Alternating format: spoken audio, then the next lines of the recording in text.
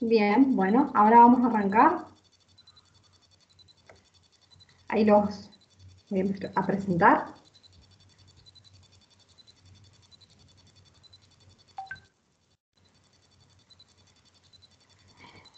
Bien, vamos a dar inicio a esta regional del oeste, representada por las provincias de San Juan, San Luis y Mendoza y La Rioja. En esta CONAREC, el tema a tratar va a ser de perspectivas en insuficiencia cardíaca. Como expertos invitados, contamos con la presencia del doctor Jorge Thierer, a quien le agradecemos que haya dispuesto de su tiempo para poder compartir esta instancia de formación y de aprendizaje con nosotros. Como lo conocemos, él es el director del área de insuficiencia cardíaca en el Centro CEMIC y también muy reconocido en cuanto a sus presentaciones en el área. Y por otra parte, también contamos con la presencia de la doctora Magalí Rubira, quien es especialista en trasplantología clínica intratorácica, a quien también agradecemos su presencia y su disposición. Ella está actualmente a cargo de la unidad de trasplante cardíaco del Hospital Central de la provincia de Mendoza y también en la clínica de Cuyo de Mendoza. Además contamos con el acompañamiento del laboratorio Argentia en esta ocasión. Como primera parte de la regional, vamos a contar con una mesa redonda que trata de la actualización terapéutica a la meta alcanzable, donde se van a presentar 2 disertaciones y luego tendremos una discusión. Como moderador... Muy bien, bueno. Sí. Discúlpame, bueno, como moderadores estamos, bueno, Belén, que ha introducido muy bien la primera parte de la mesa redonda. Yo soy Gastón Zubillaga, residente de la clínica ERI y representante social de La Rioja. Los panelistas que nos acompañan son la doctora Susana Marzana, residente del Hospital Shenstock de San Rafael Mendoza, y Karina Aguilera, residente del Hospital Rawson de San Juan. Bien, continuando acá con la mesa, yo soy Belén Barrio Nuevo, prosecretaria científica de CONAREC. Vamos a pedir a la primera disertante que coloque su presentación. Gastón, si querés presentarla. Sí, por favor. La doctora Jennifer Perea, del Hospital Privado de Villa Mercedes, de la provincia de San Luis.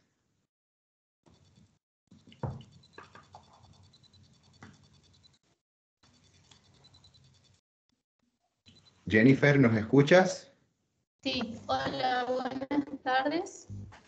¿Están viendo mi presentación? En estos momentos no se está viendo. A ver. ¿Ahí?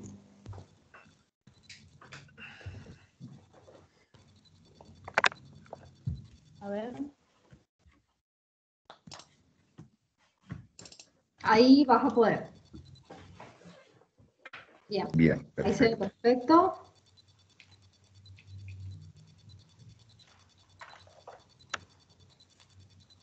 ¿Ahí se ve bien? Sí. Bien, comienzo. Saludo a los presentes, soy la doctora Perea Jennifer, médica residente, representante zonal de CONAREC en San Luis. Voy a hablar sobre insuficiencia cardíaca con fracción de eyección reducida. La insuficiencia cardíaca es un síndrome cardiovascular que ha tomado mucha importancia en el último tiempo debido a su elevada prevalencia y a los altos índices de mortalidad, hospitalización e invalidez. Esto se debe por el aumento del envejecimiento, de la supervivencia de la cardiopatía en general y de la cardiopatía isquémica en particular, como así también a los tratamientos exitosos que hay en insuficiencia cardíaca. Se define insuficiencia cardíaca como una incapacidad del corazón a funcionar como bomba, se altera la capacidad contráctil y la capacidad de relajación. Para poder determinar la función cardíaca utilizamos una medida porcentual, que es la fracción de eyección, que me indica la cantidad de sangre que eyecta cada ventrículo, el ventrículo izquierdo durante cada latido. Lo normal es de 50 al 70%, borderline es del 41 al 49% y reducido del menor al 40%.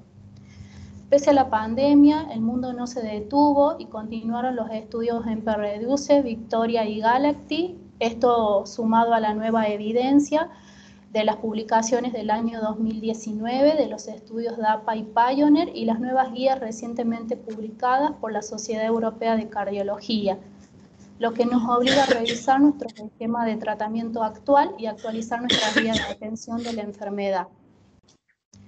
Si bien los inhibidores de SGLT2 fueron desarrollados para el tratamiento de la diabetes tipo 2, se ha demostrado que tiene efectos positivos en varios tipos de pacientes, incluyendo los pacientes con insuficiencia cardíaca y fracción de eyección reducida.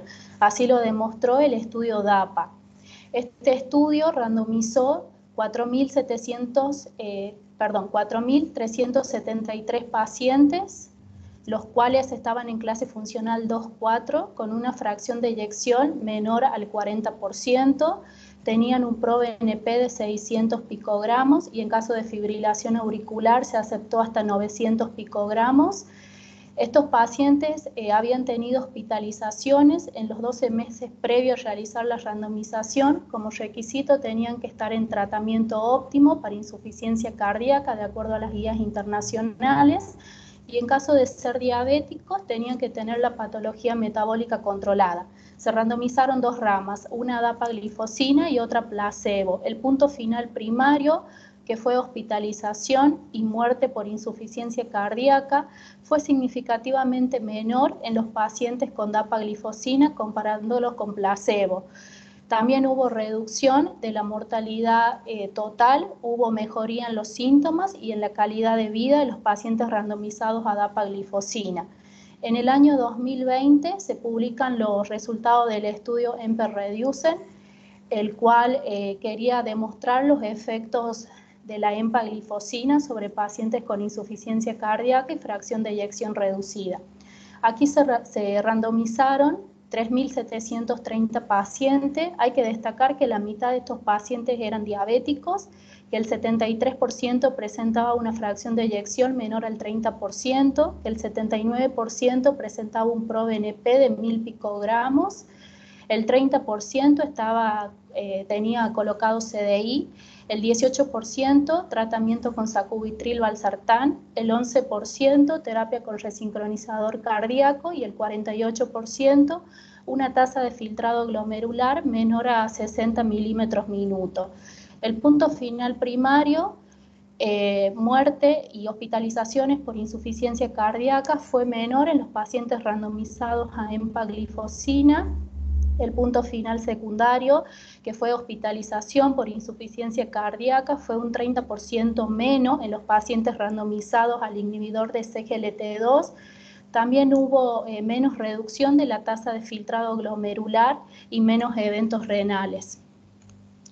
El estudio Victoria lo que hizo fue comparar los efectos del vericiguat versus placebo. Fue un estudio aleatorizado que randomizó 5.050 pacientes en clase funcional 2-4 con una fracción de eyección menor al 40%.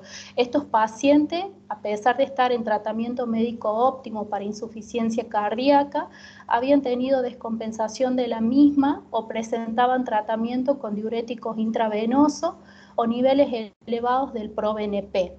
El seguimiento fue por 10 meses. Se demostró que los pacientes randomizados a vericiguat presentaban menos hospitalización cardiovascular y menos hospitalización por insuficiencia cardíaca y menos mortalidad por insuficiencia cardíaca. También hubo reducción del punto final secundario, que fue mortalidad cardiovascular, mortalidad por todas las causas. Los efectos adversos sucedieron en el 32% de los pacientes y fueron principalmente anemia e hipotensión arterial sintomática. El estudio Pioneer lo que quería demostrar era el efecto del sacubitril/valsartán en cuanto al ProBNP. Se demostró que los pacientes hospitalizados por descompensación de la insuficiencia cardíaca que iniciaba tratamiento con sacubitril/valsartán se reducía el ProBNP en un 29% y había mejoría en el pronóstico a las 8 semanas versus enalapril. Hubo una extensión del Pioneer en donde los pacientes que estaban con sacubitril/valsartán a las 8 semanas continuaban con sacubitril/valsartán y los pacientes que habían estado con enalapril a las 8 semanas se los cambiaba a sacubitril/valsartán. Lo que se quiso demostrar fue cómo infería el sacubitril/valsartán en el ProBNP en aquellos pacientes que habían iniciado tratamiento con enalapril y cuál era el efecto a las 12 semanas en ambos grupos. Se demostró que los pacientes que venían con enalapril y que a las 8 semanas se los había cambiado a sacubitril/valsartán tuvieron una reducción del ProBNP en un 35,8% y los pacientes que estaban con sacubitril/valsartán y que continuaron con este luego de las 8 semanas tuvieron más reducción del ProBNP. En cuanto al endpoint combinado, hubo más reducción en los pacientes que iniciaron con sacubitril/valsartán y continuaron con este luego de las 8 semanas. Las conclusiones del estudio Pioneer es que el cambio de sacubitril/valsartán a las 8 semanas de la randomización supone una reducción del 36% del ProBNP en pacientes con insuficiencia cardíaca y fracción de eyección reducido y hospitalizaciones recientes por insuficiencia cardíaca. Iniciar sacubitril/valsartán durante la hospitalización en estos pacientes reduce los eventos a las 12 semanas comparado con iniciar enalapril y luego cambiarlo a sacubitril/valsartán. La guía europea del año 2016 planteaba un tratamiento vertical, en donde se iniciaba un grupo de fármacos y si el paciente continuaba sintomático o con fracción de eyección menor al 35%, se agregaba otro grupo de fármacos. Totalmente distinto a las guías europeas 2021, los cuales plantean un tratamiento horizontal con un inicio precoz de los 4 grupos de drogas: YECA, ARNI, beta bloqueantes, antialdosterónicos e inhibidores de CGLT2. Los inhibidores de CGLT2 como la empaglifosina y la dapaglifosina, con el objetivo de reducir la mortalidad y las hospitalizaciones por insuficiencia cardíaca, lo ponen con una indicación clase 1 y un nivel de evidencia A. En cuanto a los ARNIs, estos se pueden usar en pacientes con insuficiencia cardíaca y fracción de eyección reducida, vírgenes de YECA, con una indicación clases 2B y un nivel de evidencia B. En cuanto al vericiguat, puede ser utilizado en pacientes que presentan un deterioro de la función cardíaca pese a estar en tratamiento médico óptimo, con el objetivo de reducir la mortalidad y las hospitalizaciones, con una indicación clase 2B y un nivel de evidencia B. El omecatil-mercavil no ha adquirido licencia para el tratamiento de insuficiencia cardíaca. También se establecieron las recomendaciones prealta. Se habló del peso seco, el tratamiento médico vía oral óptimo y con una cita asignada para la evaluación post-alta dentro de los 7 a 14 días, con una indicación clase 1 y un nivel de evidencia C. El hierro carboximaltosa en aquellos pacientes en los que se detecte déficit de hierro para mejorar los síntomas y reducir las internaciones, con una indicación clase 2B y un nivel de evidencia B. Como conclusión, las nuevas guías abocan un esquema horizontal con un inicio precoz de los 4 grupos farmacológicos, los inhibidores de CGLT2 para reducir hospitalizaciones y muerte por insuficiencia cardíaca, el vericiguat puede ser usado en pacientes con descompensación reciente por insuficiencia cardíaca y el tratamiento médico óptimo debe iniciarse durante la hospitalización y la continuación asistencial precoz es fundamental. Muchas gracias. Bueno, Jennifer, muchísimas gracias a vos. Excelente presentación. Y bueno, ahora vamos a dar paso a la siguiente presentación de la doctora Karim Aguilera, del Hospital Rawson de San Juan. Karim, ¿nos escuchás? La presentación es de Mariana Barta. ¿Cómo está? Ay, perdón. Mariana Navarta, perdón, del Hospital Rawson también de San Juan. Sí, sí. Buenas tardes. ¿Se ve la pantalla? Sí, ahí se ve. Sí, se ve perfecto, ahí ya puedes ir comenzando. Bueno, buenas tardes. Soy Navarta, soy residente de cardiología del Hospital Rawson de la provincia de San Juan. Yo voy a hablar sobre el tratamiento médico óptimo en insuficiencia cardíaca con fracción de eyección preservada. Primero que nada, saber que la insuficiencia cardíaca es un síndrome clínico que va a estar caracterizado tanto por síntomas y signos característicos como edema, disnea, bien, PVC elevada, crepitantes, más elevación de biomarcadores como ProNP y una evidencia objetiva de congestión pulmonar o sistémica, bien. Se lo va a clasificar de diferentes maneras, bien, según la fracción de eyección, como ya dijo Jennifer anteriormente. Vamos a tener los pacientes con fracción de eyección reducida cuando es menor a 40%, levemente reducida cuando está entre 41 a 49%, y una fracción de eyección preservada cuando es mayor al 50%. Además tenemos pacientes con insuficiencia cardíaca con una fracción de eyección mejorada o recuperada, que son aquellos pacientes que en un primer momento tenían una fracción de eyección reducida y luego se recuperó, los cuales no pueden ingresar dentro del grupo de fracción de eyección preservada, sino que siguen con el tratamiento o se ha visto que responden mejor con el tratamiento para fracción de eyección reducida. Según el tiempo de evolución, se puede clasificar como insuficiencia cardíaca crónica o aguda. Bien, en la crónica vamos a tener un inicio más lento de los síntomas, y el corazón se va a ir adaptando, digamos, a estos cambios, mientras que en insuficiencia cardíaca aguda van a aparecer síntomas y signos abruptos a los cuales el corazón no está acostumbrado, por lo cual va a llevar a una tasa mayor de hospitalización en un primer momento. Con respecto a la clasificación funcional, va a depender de los síntomas del paciente. Rápidamente, digamos, los de clase 1 son aquellos asintomáticos, no tienen síntomas ante actividades físicas ni en reposo, pero sí alteraciones estructurales o funcionales. Clase 2 presentan una limitación leve ante actividades físicas, bien, como subir escaleras, caminar, pero en reposo están asintomáticos. Clase funcional 3 ya tiene una limitación más marcada, ante mínimos esfuerzos, como cambiarse, bañarse, y el 4 es el paciente que ya presenta síntomas en reposo. Con respecto a lo que es la incidencia, tenemos que se ha visto una mayor incidencia debido al envejecimiento y un mejor control, digamos, en los pacientes, un manejo, digamos, se ha ido viendo el aumento de la incidencia, que en Argentina actualmente 8 de cada 1000 personas, digamos, padecen de insuficiencia cardíaca. Con respecto a la prevalencia, entre 0,5 al 2% de la población tiene una prevalencia entre 0,5 a 2%.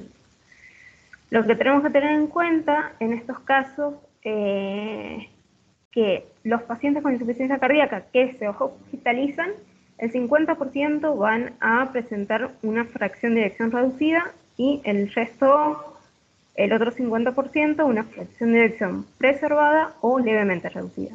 Sí se vio, según las nuevas guías, a largo plazo, digamos, que la mayoría de los pacientes ambulatorios con una fracción representaban el 60% pacientes con fracción de eyección reducida, 24% levemente reducida y un 16% preservada.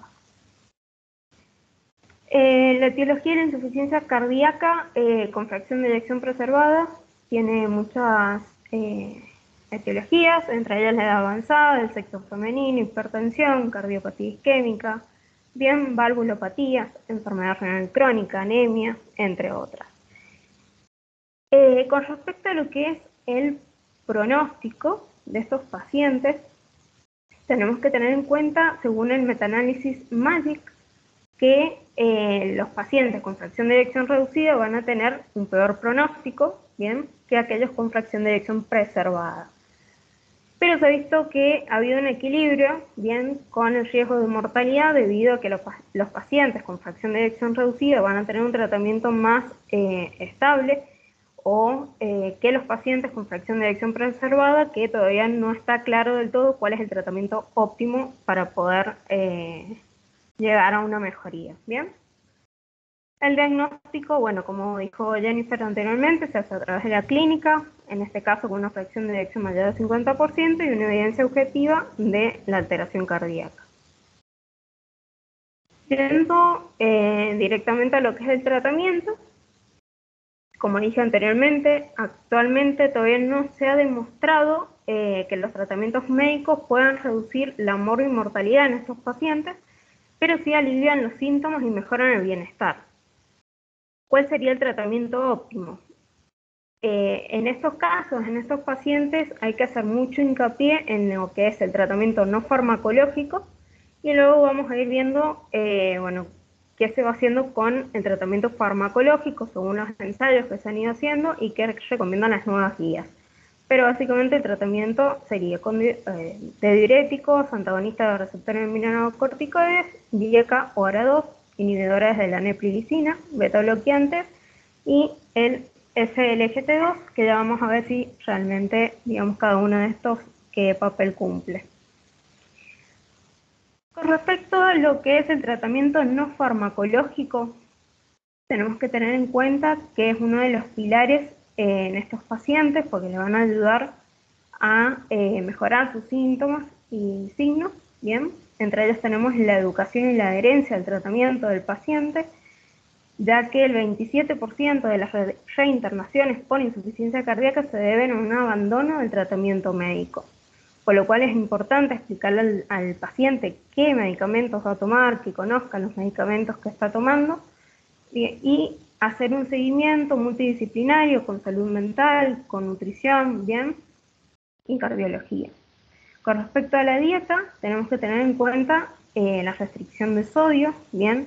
Ya que la ingesta excesiva va a ser responsable de lo que son los episodios de descompensación y van a reducir, digamos, o van a llevar a una resistencia al tratamiento diurético. Lo más recomendable es entre 3 a 4 gramos por día. El consumo de alcohol también debe ser evitado, sobre todo en aquellos pacientes cuya etiología de la insuficiencia cardíaca pueda ser debido a alcohol. Con respecto al hábito tabáquico, por supuesto, bueno, recomendar en cada una de las consultas y aconsejar al paciente la suspensión del mismo. La vacunación, tenemos que la insuficiencia cardíaca tiene un alto riesgo de infecciones respiratorias, por lo cual el paciente debe tener el calendario de vacunación completo, sobre todo el antigripal, el neumococo, actualmente la de COVID, ¿bien? Y el control de peso, ir acostumbrándolo al paciente y explicarle, digamos, la importancia de que se vaya pesando diariamente en ayunas, con el fin de evaluar de que no vaya aumentando de peso, ya que un aumento de peso de 2 kilos en 3 días me está indicando de que el paciente está reteniendo líquido, por lo cual hay que hacer algún cambio en el tratamiento, ¿bien? Y con respecto a la actividad física, siempre va a estar recomendada la actividad física, generalmente diariamente. Si la persona permanece en reposo, se va a producir un desacondicionamiento físico, atrofia muscular, ¿bien? Siempre deben ser en forma progresiva al inicio y hay equipos de rehabilitación cardiovascular para poder hacerlo. Por supuesto, siempre se recomienda, digamos, el cribado y el tratamiento de las etiologías, es decir, el estudio, encontrar la etiología de insuficiencia cardíaca y las comorbilidades, tanto cardiovasculares como no cardiovasculares, en estos pacientes, ya que van a mejorar el pronóstico de los mismos. Viendo ahora lo que es el tratamiento farmacológico, voy a hablar un poquito de los ensayos y luego que recomiendan las nuevas guías. Con respecto a los diuréticos, bueno, se realizó un ensayo Champion, bien que es un ensayo prospectivo, simple ciego, aleatorizado y controlado. Participaron 550 pacientes, de los cuales 119 presentaban fracción de eyección preservada, bien. En este estudio lo que se estudió más que nada fue el manejo de la insuficiencia cardíaca guiado hemodinámicamente. Pero ¿qué es lo que se pudo ver?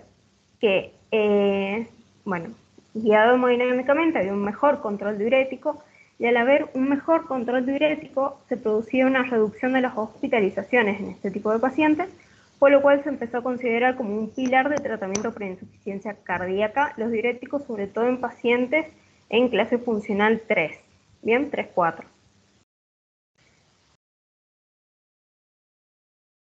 Con respecto a lo que son los antagonistas de receptores de mineralocorticoides, tenemos el ensayo TOPCAT, bien, es un ensayo clínico internacional, aleatorizado y controlado, donde participaron 1.722 pacientes. Acá lo que se quería estudiar era el efecto del espironolactone, bien. 1.722 pacientes se les indicó espironolactone versus 1.723 pacientes donde se le indicó el placebo. Estos pacientes todos tenían fracción de eyección mayor a 45% en estos casos, ¿sí? Que es lo que se pudo ver en el estudio, que había una reducción de hospitalización con la espironolactone, pero que no había modificación con respecto a la mortalidad. Siguiendo con los antagonistas de los receptores de mineralocorticoides, tenemos otro estudio, el RAM-PEF, bien, que es un estudio aleatorizado, doble ciego, controlado, que lo que hacía en este caso era comparar la esplesrenona con placebo.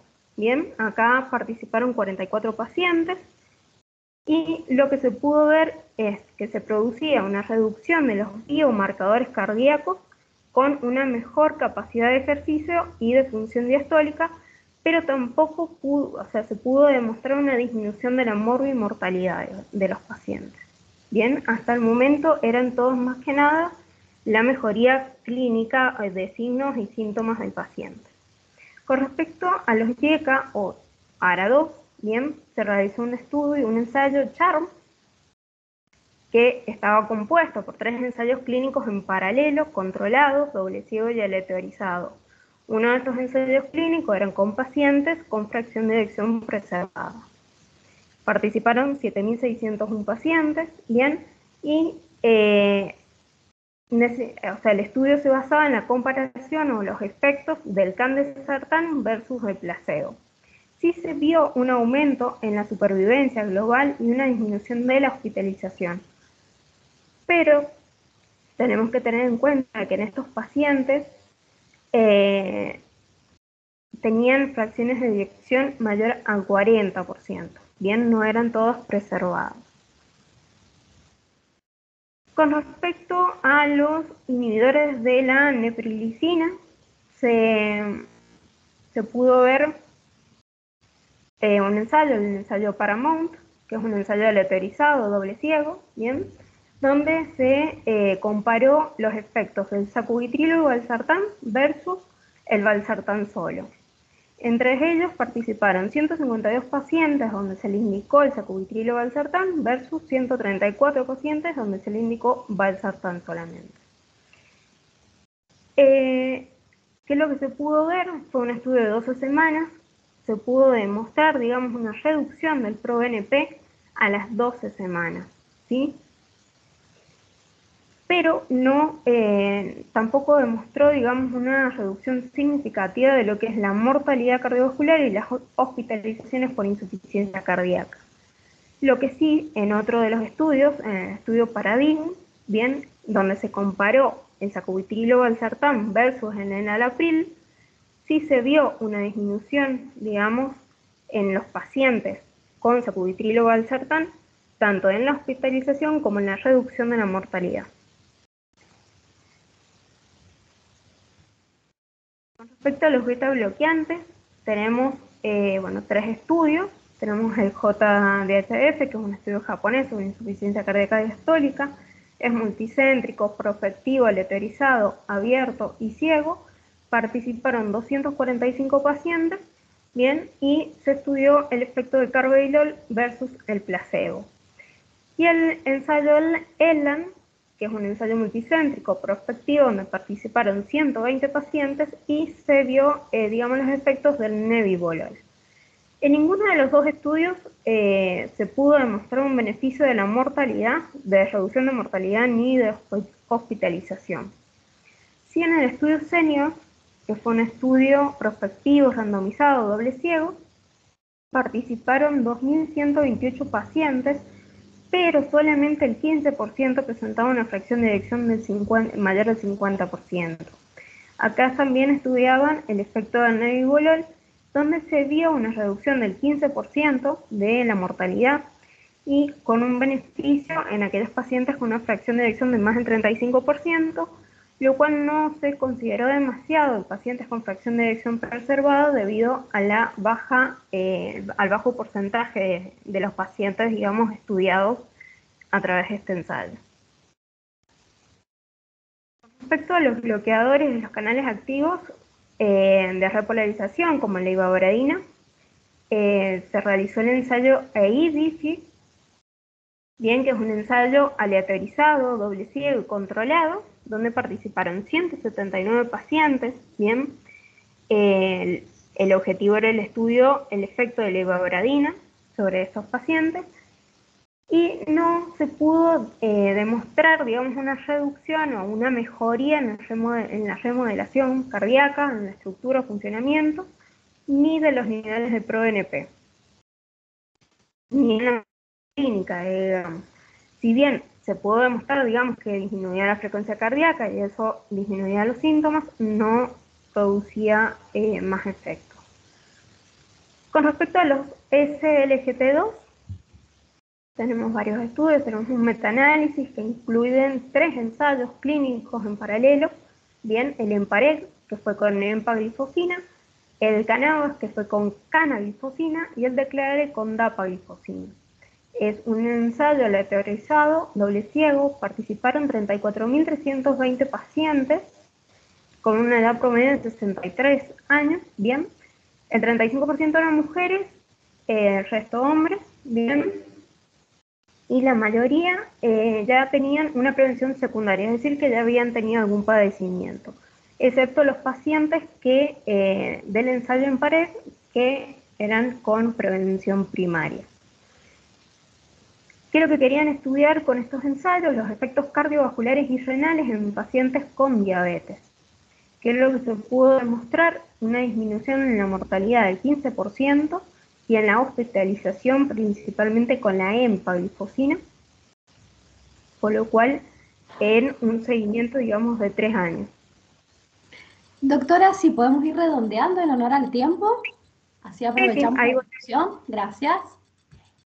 El último estudio, bueno, fue Emperor Preserve, que es un ensayo clínico doble ciego, que es uno de los estudios más importantes con empaglifosina, donde se pudo ver una reducción inequívoca de la muerte y de la hospitalización. Bien. Las nuevas guías, que es lo que recomiendan, como no se ha podido demostrar ningún tratamiento óptimo, digamos, siempre se tiene que tratar el tratamiento no farmacológico, controlar los factores de riesgo, bien, y más que nada en pacientes con insuficiencia cardíaca, clase funcional 3-4, utilizar diuréticos que se prefieren de ASA, se pueden usar también los tiazídicos para controlar hipertensión arterial, y los SLGT2 en pacientes con factores de riesgo mayores, ya sean diabéticos o no. Y por supuesto, como dije al principio, digamos, ver la etiología con el fin de tratar, en el caso de amiloidosis, enfermedad valvular, pericarditis. Bien, ¿qué se hace el tratamiento específico? Es decir, como conclusión, tenemos que hasta la fecha ningún tratamiento ha demostrado poder reducir la mortalidad y morbilidad en estos pacientes con fracción de eyección preservada.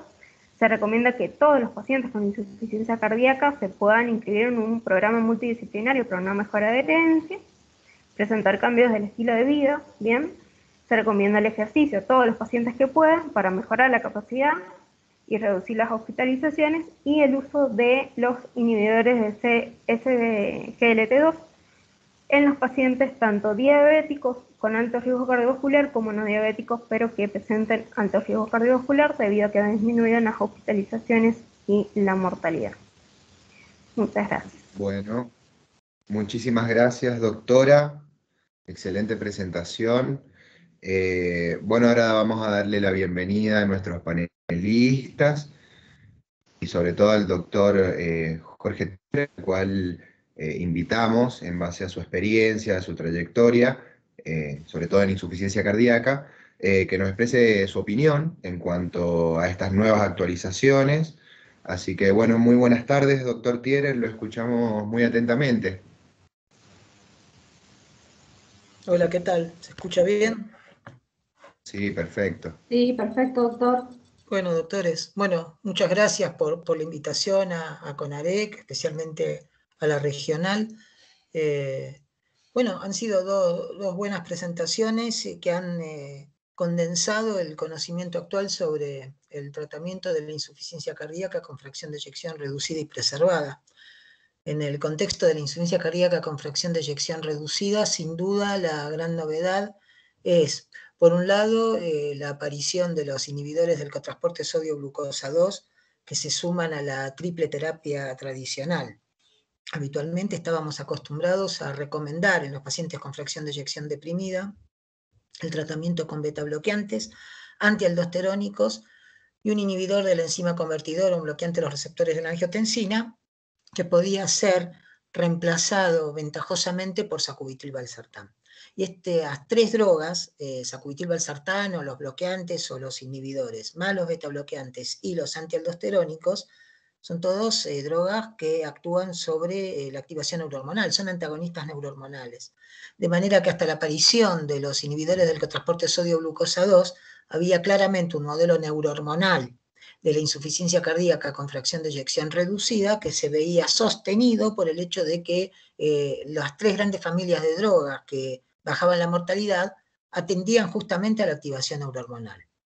La aparición de los inhibidores del cotransporte sodio-glucosa 2 marca un quiebre en este modelo neurohormonal de la insuficiencia cardíaca, porque nos enseña que hay otros mecanismos que no han sido considerados hasta acá, y porque drogas que no son antagonistas neurohormonales en el contexto de la insuficiencia cardíaca con fracción de eyección deprimida pueden bajar la mortalidad total, la mortalidad cardiovascular y la hospitalización.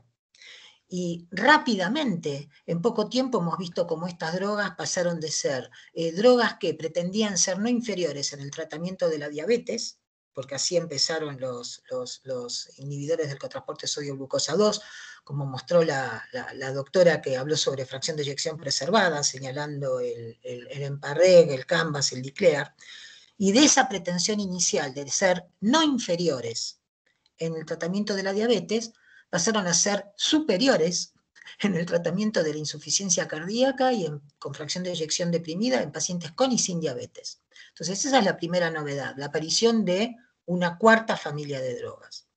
En segundo lugar, lo que vale la pena mencionar es que pasamos, como muy bien se señaló también, de este modelo vertical, donde los pacientes inicialmente tenían que ser tratados generalmente con un IECA y un beta-bloqueante, y después de eso pensar en el reemplazo del IECA por el sacubitril/valsartán y después el agregado de los antialdosterónicos, etcétera, a un modelo horizontal en el que se postula que frente a un paciente con baja fracción de eyección hay que empezar rápidamente con dosis bajas de las cuatro drogas que bajan la mortalidad, ¿no? Entonces, esto es otra modificación, pasar de un esquema vertical a un esquema horizontal, tendiendo luego sí a optimizar las dosis de cada uno de los agentes. O sea que tenemos más armas que las que teníamos, porque a eso se suma desde ya la terapia eléctrica, y un punto que me gustaría señalar rápidamente es que la última guía de tratamiento de la insuficiencia cardíaca, la guía de la Sociedad Europea que recientemente conocimos, por primera vez le da un valor o una indicación específica al trasplante cardíaco, y no porque venga de estudios randomizados, porque la indicación es 1C en determinado grupo de pacientes, en pacientes, digamos, en etapa terminal, en insuficiencia cardíaca avanzada, etcétera, pero es la primera vez que el trasplante cardíaco tiene una indicación precisa. Entonces, lo que tiene que ver con el tratamiento de la insuficiencia cardíaca con fracción de eyección reducida, pareciera estar bastante bien cubierto por las nuevas guías de tratamiento. Y se suma, por otra parte, estos agentes que también fueron mencionados en la presentación, digamos el Vericiguat, el estudio Victoria, el omecamtiv mecarbil en el estudio Galactic, que son de cualquier manera drogas que a mí me merecen, digamos, cierto reparo en cuanto a que indudablemente son drogas muy costosas, muy poco accesibles, y uno realmente puede preguntarse cuál es el valor de esas drogas cuando han sido testeadas en poblaciones donde la utilización de glifosinas era tan baja. Ese es un problema que se plantea y cada vez más. Se testean muchas alternativas terapéuticas, algunas demuestran su efectividad, otras no, pero mientras tanto se siguen haciendo estudios. Las poblaciones incluidas en esos estudios ya no tienen el mejor tratamiento, porque a mí me hubiera encantado que se testeara el Vericiguat o el Omecamtiv en una población tratada con la cuádruple terapia, pero eso no sucede. Entonces, cuando la Guía Europea de Insuficiencia Cardíaca dice que en un paciente tratado con betabloqueantes, antialdosterónicos y sacubitril/valsartán que no responde adecuadamente al tratamiento, podría plantearse el uso de Vericiguat, aunque la indicación sea 2B con nivel de evidencia B, uno puede decir, pero ¿por qué vas a testear Vericiguat? ¿No debieras testear primero una glifosina? Si por el otro lado estás diciendo que la glifosina forma parte de la cuádruple terapia que debieras indicar. A veces en esto de la confección de las guías de tratamiento, no todo sigue una lógica estricta y a veces encontrás algunas recomendaciones que vos decís, pero ¿cómo encaja esto en el contexto de lo que leí hace 15 páginas? Pero igual, yo igual recomiendo fervorosamente que lean las guías, porque son un muy buen texto. Digamos. No digo que lean las guías para hacerles caso en todo, pero me parece que son guías que tienen excelente revisión, que tienen buenos gráficos, buena bibliografía, merecen leerse. Brevemente, porque veo que se me está yendo el tiempo. Fracción de eyección preservada. Fracción de eyección preservada es un problema, porque primero el valor de corte. Cuando éramos jóvenes decíamos 40%, ahora decimos 50%. Antes 41 o 49 era rango medio, ahora es levemente deprimida. Y en pocos años cambian la clasificación y los valores de corte. Te dicen 50% para la preservada, pero te dicen que en realidad lo normal es 52% para los hombres y 54% para las mujeres, y hay quienes plantean llegar a 55% y por qué no a 60%. Entonces me parece que todos estos valores de corte de fracción de eyección van a ser transitorios, y veremos cómo se clasifica en forma más estable la insuficiencia cardíaca y a lo mejor la clasificación no pase solo por la fracción de eyección y haya otra manera de entender la enfermedad. Más allá de eso, claramente la insuficiencia cardíaca con fracción de eyección preservada es el paraíso de las comorbilidades, es el reino de las comorbilidades, y atender a cada una de esas comorbilidades debe mejorar el pronóstico de la fracción de eyección preservada, porque gran parte de la mortalidad y de la morbilidad de la insuficiencia cardíaca con fracción de eyección preservada no pasan por la insuficiencia cardíaca, sino por el cortejo de enfermedades que la acompañan. Respecto de la medicación, bueno, fíjense, las guías se publican hace un mes y medio y lo único que decían era busque la etiología, concéntrese en los fenotipos y déles diuréticos.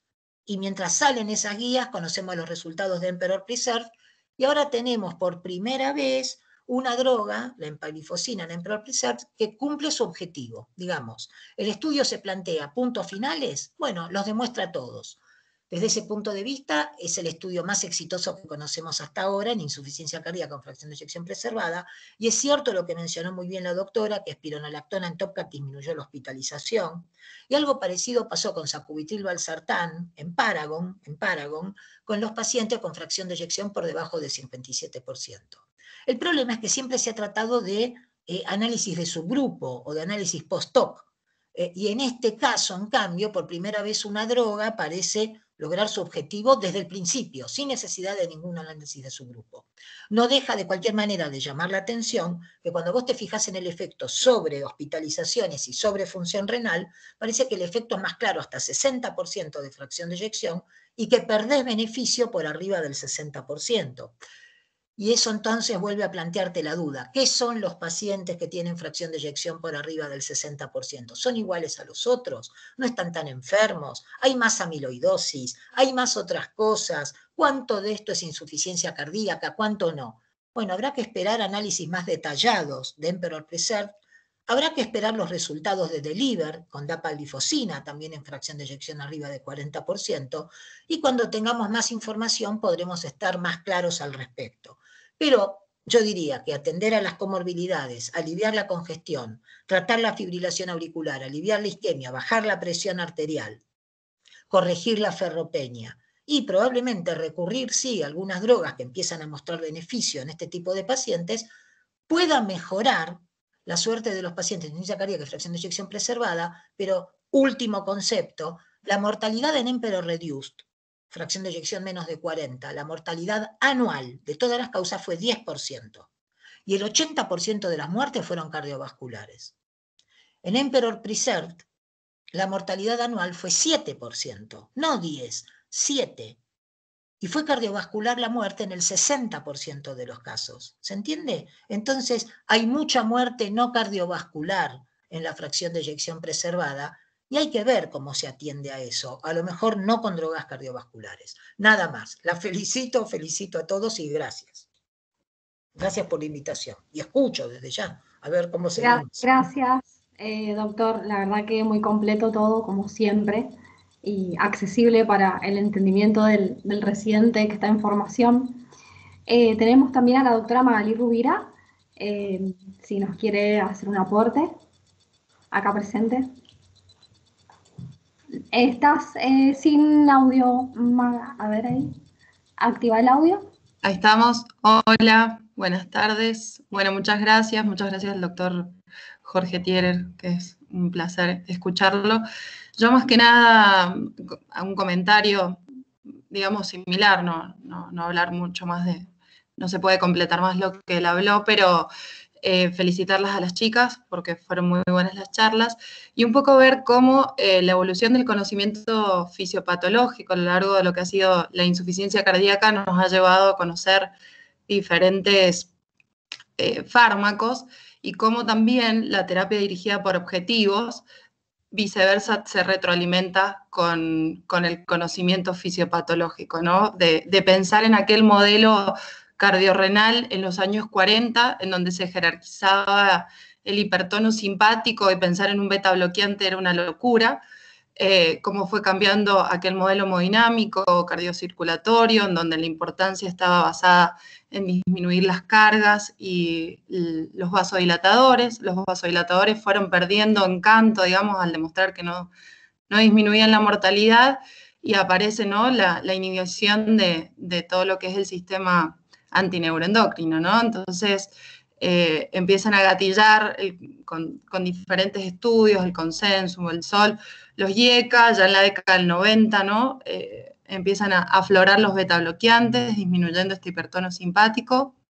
En la década del 2000, los antagonistas de los receptores de la angiotensina, que se ponen paralelo a los inhibidores de la enzima convertidora angiotensina. Y bueno, creo que en los últimos 6 años ha sido tremenda la explosión de la evidencia que nos va demostrando que sabemos poco del conocimiento fisiopatológico y que quizás hay otros modelos como el modelo energético, un modelo canalicular, un modelo inflamatorio que empieza a tomar un poco más de partida, si bien hasta ahora lo que tenemos presente, sobre todo con los inhibidores del cotransportador sodio-glucosa, es, ¿no?, la glucosuria, pero bueno, hay varias hipótesis asociadas de otros mecanismos que creo que van a ser interesantes y que van a redireccionar esta terapia dirigida por objetivos que muchas veces nos basamos los cardiólogos, ¿no? Así que, bueno, creo que esta última droga es muy interesante en cuanto a que sorprendió a los diabetólogos, ¿no? Fue una droga que tenía que demostrar simplemente el MACE, que a partir del 2007 para los diabetólogos fue un criterio en las entidades que regulaban los hipoglucemiantes, y desde ahí en adelante esto fue abrumador para los cardiólogos y los diabetólogos, digamos, también les demostró más, creo, que de lo que ellos esperaban. Así que, bueno, nada, creo que en cuanto a preservada, lo que dijo el doctor me parece sumamente fundamental. Es educar al paciente y seguirlo muy de cerca, porque podemos tener también una miocardiopatía hipertrófica, una FEI preservada, y si a ese paciente lo educamos y lo dirigimos, por ejemplo, no sé, a algún especialista en miocardiopatías y demás, ese paciente podemos evitar que llegue o que avance a su enfermedad o que haga una muerte súbita. Entonces, no por tener una FEI preservada, digamos, perder el ojo a esos pacientes, porque hemos visto que también se nos mueren. Así que, todavía no tenemos tanta evidencia, creo que el Emperor Preserve, bueno, no está todavía, digamos, avalado por la ANMAT, pero creo que tiene mucho para darnos y enseñarnos. Así que eso, espero. Perfecto. Bien, excelente. Perfecto. Unas breves preguntas acá que me están llegando de un poco el público que está acá presente, los residentes. ¿De qué porcentaje se observa en general, como promedio, de los pacientes que se reinternan o que se internan por insuficiencia cardíaca que tienen tratamiento médico óptimo, completo, recomendado, y cuántos no lo tienen? En general, creo que suele suceder esto, ¿no? Que no todos los pacientes que se internan ya venían con un tratamiento médico óptimo, instaurado. A ver, perdón, una cosa breve.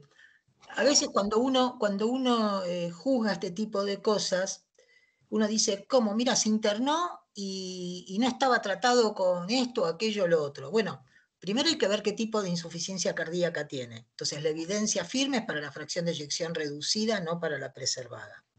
Segundo, hay que ver si se trata de un cuadro crónico descompensado o es de novo. Muchas de estas internaciones son insuficiencia cardíaca de novo y uno no podría esperar que tuvieran un tratamiento si esta es la primera manifestación de su enfermedad. Entonces, ahí tenemos un tema. Después hay que ver dónde se internan y en qué contexto, de manera que uno podría específicamente juzgar algunas cosas. Por ejemplo, uno podría preguntarse, ¿cuántos pacientes con FA que se internan están anticoagulados cuando la FA es crónica? ¿Cuántos pacientes diabéticos tenían adecuado tratamiento de su diabetes? ¿Cuántos pacientes hipertensos se internan con cifras de tensión arterial no controladas? ¿No? ¿Cuántos de estos pacientes que se internan no venían vacunados? Una medida fundamental para evitar la internación, ¿no? Y que solemos olvidar, la vacunación antigripal y antineumococos, sobre todo en pacientes más añosos. Entonces, de cualquier manera, y si ajustamos por todo eso, terminamos diciendo que sí, que la mayor parte de los pacientes que se internan, y aún cuando debieran haber tenido el mejor tratamiento, o el subgrupo que debía haber tenido el mejor tratamiento, la inmensa mayoría de las veces no lo tiene, no lo tiene. Y por eso uno tiene que ver a la internación por insuficiencia cardíaca como una oportunidad. Es una oportunidad de mejora, ¿no? Así que piensan, pero digamos, es una oportunidad de mejora. Y hay que aprovecharla. Si el paciente se va igual que como vino, algo no estamos haciendo bien. ¿Cuál? Y un poco una pregunta para la doctora Rubira, en el caso de que un paciente ingresó por una insuficiencia cardíaca aguda, ¿cuál sería como el checklist a tener en cuenta del residente que le da el alta, que le explica para recomendarle al paciente y bueno, al grupo familiar, por supuesto? Sabemos que esta patología es crónica, termina siendo un continuo y que necesita también del acompañamiento familiar y el seguimiento estrecho. Bien, bueno, creo que lo más importante es tomarlo como una oportunidad, como dijo el doctor Jorge Thierer, que es la oportunidad para medicarlo, para iniciarle, ¿no? Drogas. Hubieron muchos estudios, Transition y demás, y la verdad que nosotros no hubieron estudios en donde probábamos al IECA a ver en la internación de una IC aguda, por ejemplo, y lo hacíamos igual, y bueno, y sabemos que los vasodilatadores endovenosos después hay que pasarlos a drogas biorales y hay que probar la tolerancia de forma gradual. Entonces, no hay que tener miedo, creo, a ordenarles las drogas, a irles explicando los efectos. Creo que en cuanto al diurético, sobre todo en la FA reducida, es una piedra angular. Hay que explicarles el régimen flexible, furosemida, enseñarle al paciente que se tiene que pesar, enseñarle a detectar los edemas, a que no los menosprecien, porque a veces es lo primero que ven, y la disnea es como que ellos no se van acostumbrando un poco. Entonces, enseñarles diferentes pautas de alarma, si se distienden el abdomen, si empiezan a perder el apetito, si notan que caminan cada vez menos y la falta de aire es cada vez mayor. Entonces, enseñarles, creo que el control posalta en los primeros 7 días, máximo 10 días, es fundamental en un paciente con insuficiencia cardíaca para ver si ha entendido la medicación. Muchas veces, la mayoría de las veces vemos que no entendieron bien, que no la consiguieron, el de la farmacia no tiene, no sé, no tiene el entresto, entonces estuvo 6 días sin tomar el entresto. y así, y bueno, entonces es fundamental el control post-alta, ver cuánto entendieron de lo que logramos educar en la internación y posteriormente reorganizar todo lo que tiene que ver con el estudio teológico, que muchas veces en la internación no terminamos de completar el estudio teológico, entonces tenemos la obligación, como el médico que sigue ese paciente, completar el estudio teológico, ¿no? No dejar de vista qué fenotipo de insuficiencia cardíaca es ese paciente y sobre todo cuál ha sido la dinámica de su insuficiencia cardíaca, o sea, en cuánto tiempo ese paciente, si estamos ahora en un punto de partida de FEI reducida, en cuánto tiempo ese paciente perdió función ventricular o bueno, ir valorando cuál ha sido su progresión durante la enfermedad, creo que me parece sumamente importante, sumado al control de otros factores de riesgo y comorbilidades, ¿no? La anemia, perfil del hierro, función renal y demás.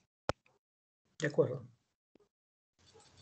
Bien, perfecto. Muchas gracias por estas aclaraciones. Si alguien del público quiere hacer alguna pregunta acá en vivo, puede hacerla. Este es el momento para ya pasar a lo que sería la segunda y última parte de esta regional. Si no, también se pueden realizar al final, porque los expertos siguen acá con nosotros. Bien, vamos a continuar. Hola, Entonces. Ben, ¿cómo andás? Sí. Bien. Realizarnos la pregunta. Sí, ¿cómo andan? ¿Cómo están? Buenas tardes. Yo quería hacer una pregunta. Buenas tardes.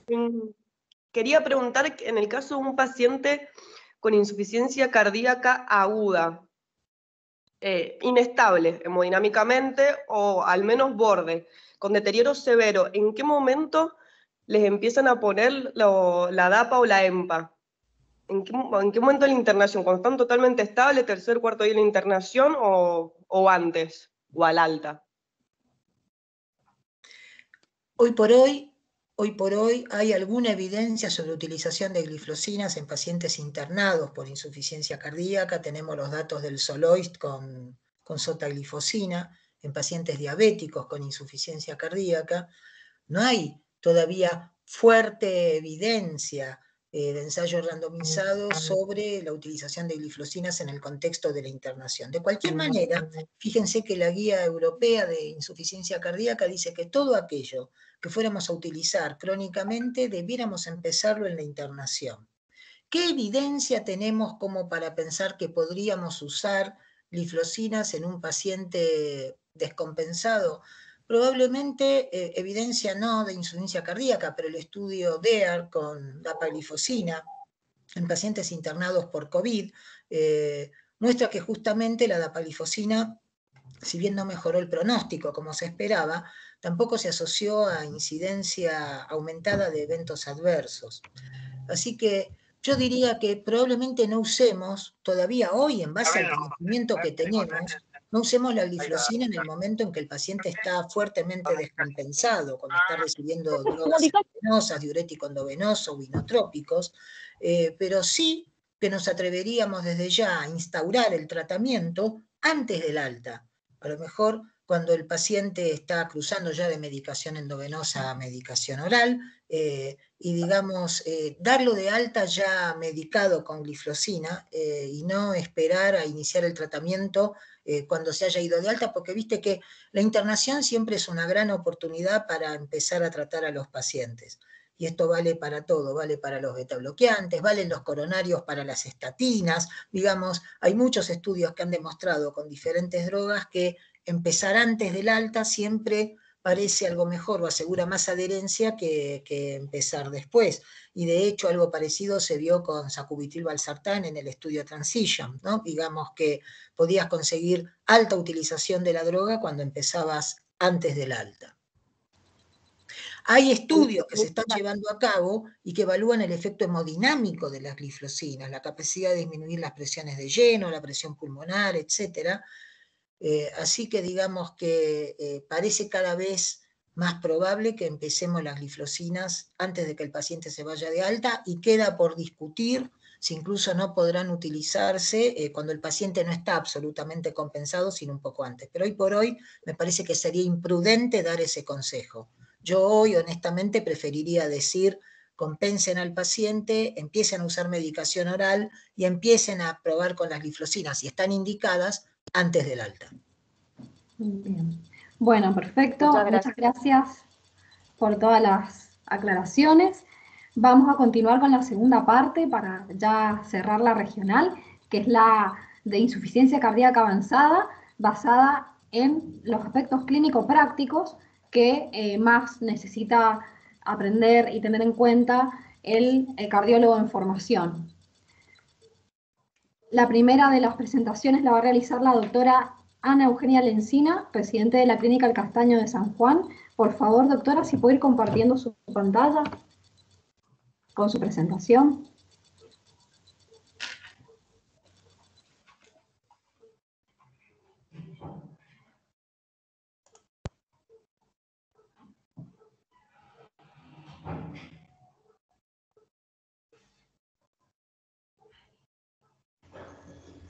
Hola, ¿se ve ahí la presentación?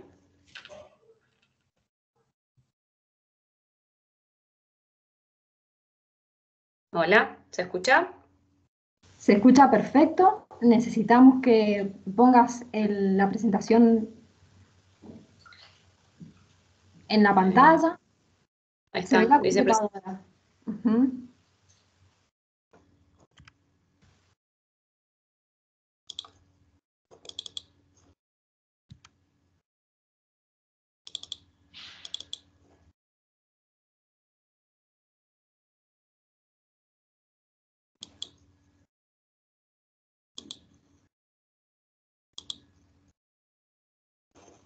Ahí se ve. Ahí se ve perfecto. Bien. Ahí está. Ahí ya podemos arrancar. Bueno, perfecto. Hola, soy la doctora Lencina, residente de segundo año de la Clínica El Castaño de San Juan.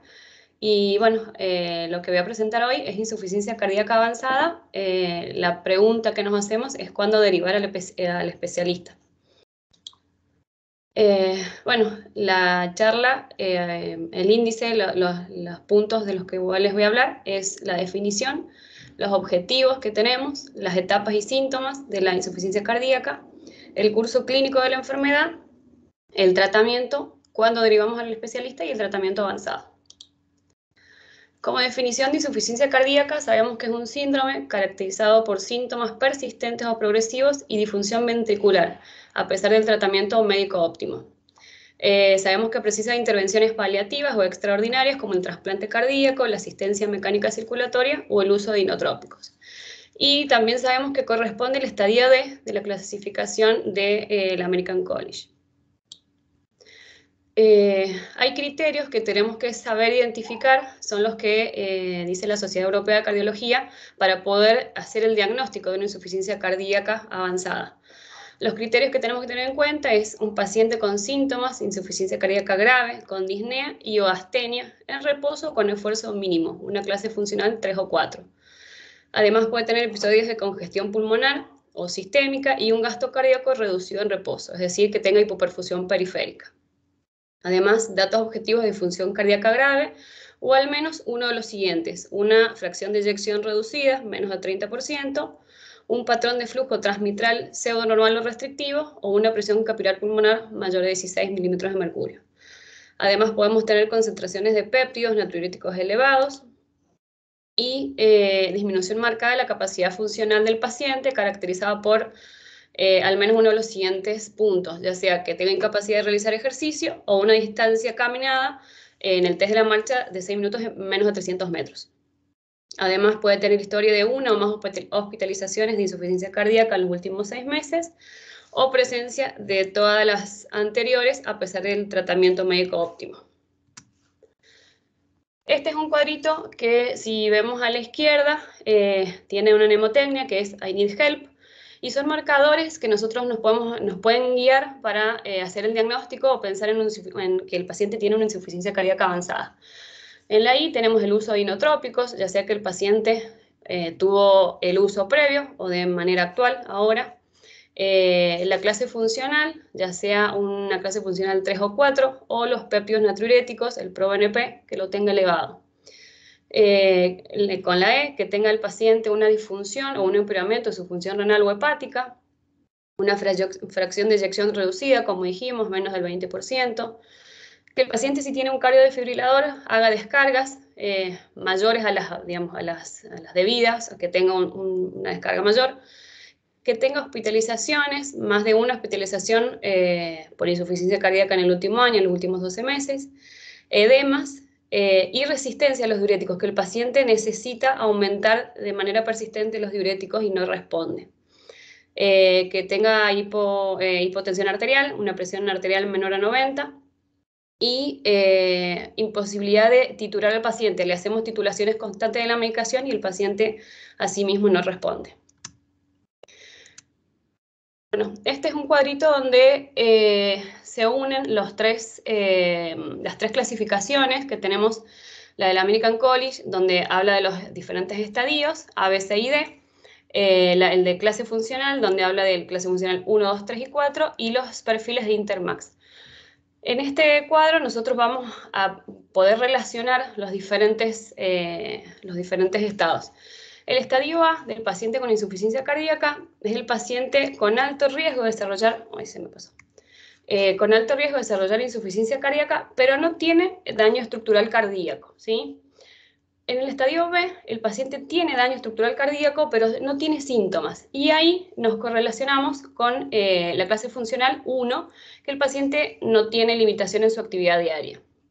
Cuando pasamos al estadio C, el paciente ya tiene algunos síntomas y tiene daño estructural.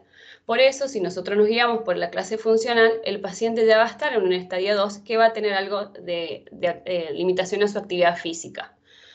Y también empieza clase funcional 3, ya tiene limitación, un poco más de limitación en la actividad diaria. Cuando pasamos al estadio D, el paciente ya tiene alteración estructural y tiene requerimientos de hospitalización y ya necesita medidas más avanzadas para su tratamiento, como medidas paliativas, trasplante o las medidas de asistencia ventricular. Si lo correlacionamos con la clase funcional, ya hablamos de una clase funcional 3, 4. Y cuando hablamos del estadio D, que dijimos que es la insuficiencia cardíaca avanzada, ahí directamente relacionamos con los perfiles de Intermax, que los divide en 7 escalones, en 7 estadios, ¿sí? El número 7 es cuando el paciente tiene una clase funcional 3 avanzada. A medida que avanzamos en su insuficiencia cardíaca, el paciente en el perfil 6 tiene una capacidad limitada al ejercicio con las actividades ligeras. En el perfil 5 tiene intolerancia al ejercicio, pero el paciente está reconfortable en el reposo. En la insuficiencia cardíaca, en el perfil 4, el paciente puede estar estabilizado, se estabiliza, pero con ciertas intervenciones anuales. En el perfil 3, el paciente está clínicamente estable, pero necesita de manera ligera o moderada algún tipo de inotrópico en alguna intervención. El perfil tipo 2, el paciente va empeorando su insuficiencia cardíaca y ya necesita de los inotrópicos. Y el perfil 1 es paciente en el shock cardiogénico a pesar del tratamiento óptimo. Bueno, como objetivos generales de la insuficiencia cardíaca, nosotros tenemos que mejorar el estado clínico del paciente, mejorar su capacidad funcional y mejorar la calidad de vida. Esos son los 3 puntos fundamentales de la insuficiencia cardíaca como objetivos. Pero además, en la insuficiencia cardíaca avanzada tenemos otros objetivos, que es reconocer el estadio D. ¿Por qué es importante reconocer el estadio D? Porque tenemos que saber el momento en el cual está pasando de su estadio C a su estadio D para empezar a poner un tratamiento ideal en ese momento y no llegar a una insuficiencia cardíaca avanzada en el cual ya no hay reversión y no se puede, pasamos a un tratamiento más invasivo, que es al que no queremos llegar. Entonces vamos a tener que definir las terapias en el estadio D. Bueno, como dijimos, el Intermax, el perfil 1 es el shock cardiogénico, entonces por eso puse este cuadrito para repasar un poco la clasificación del shock cardiogénico, en el cual en la base de la pirámide tenemos el perfil A, que el paciente está en riesgo, es un paciente que no presenta signos o síntomas de shock cardiogénico, pero puede desarrollarlo, ya sea porque tuvo algún infarto de miocardio, un infarto previo, una insuficiencia cardíaca aguda o crónica descompensada. Subiendo la pirámide tenemos al paciente que está en pre-shock, es un paciente que tiene evidencia de hipotensión relativa o taquicardia sin hipoperfusión. El estadio C es el shock cardiogénico clásico, en el paciente presenta hipoperfusión y requiere intervención, ya sea con inotrópicos, vasopresores o soporte mecánico. A pesar de la resucitación que le hacemos al paciente, sigue con hipoperfusión, ¿sí? El estadio D es cuando el paciente tiene deterioro, el paciente es el C, pero sigue empeorando a pesar de las intervenciones que le hacemos, y el paciente en el estadio D, perdón, es el paciente que tiene colapso circulatorio y es como que ya estamos en el extremo, en el estadio final, y es muy difícil revertirlo. De hecho, el paciente puede hacer un paro cardiorrespiratorio. Bueno, en la evolución, la evolución clínica de la enfermedad,